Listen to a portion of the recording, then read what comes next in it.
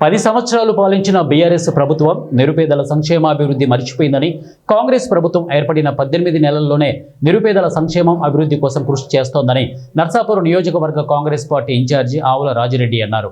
మెదక్ జిల్లా వెల్దుర్తి మండల కేంద్రంలో గురువారం సీఎం సహాయ నిధి చెక్కుల పంపిణీ కార్యక్రమాన్ని నిర్వహించారు. అనారోగ్య కారణాలతో ప్రైవేట్ ఆసుపత్రుల్లో వైద్యం చేసుకున్న 16 మంది లబ్ధిదారులకు 6,79,000 రూపాయలు నిధులు మంజూరయ్యాయి. వారికి నేడు చెక్కులు అందజేశారు. 6 గ్యారంటీ పథకాలు అమలు చేస్తూ నిరుపేదల సంక్షేమాభివృద్ధి కోసం కాంగ్రెస్ ప్రభుత్వం కృషి చేస్తోందని అన్నారు.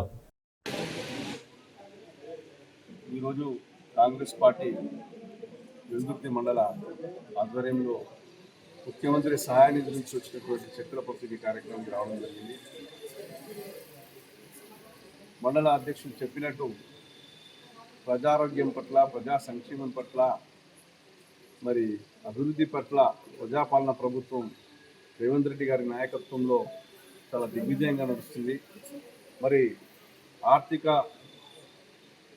సంక్షోభంలో ఉన్నటువంటి తెలంగాణ ప్రభుత్వాన్ని ఈరోజు నుంచి క్రమశిక్షణతోని ఈరోజు గట్టెక్కించే ప్రయత్నం చేస్తూ మరి ఇచ్చిన వాగ్దానాలన్నింటినీ కూడా ఈరోజు ఇచ్చుకుంటూ ప్రజా సంక్షేమం పట్ల, పేదల పట్ల ఈ ప్రభుత్వం చూస్తున్నటువంటి చొరవ చాలా అభినందనీయం.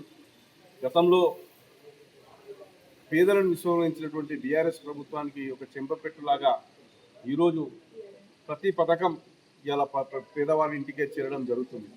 ఈరోజు రేషన్ కార్డులు అయితేనేమి, సన్న బియ్యం అయితేనేమి, ఇందిరమ్మ ఇండ్లు అయితేనేమి, మరి ఏ పథకం చూసినా ఇలా రుణమాఫీ జరిగింది. మరి ఇలా ప్రతి పథకం పేదవానికి లబ్ధి చేకూర్చే కార్యక్రమం ఈరోజు కాంగ్రెస్ ప్రభుత్వం చేపట్టింది.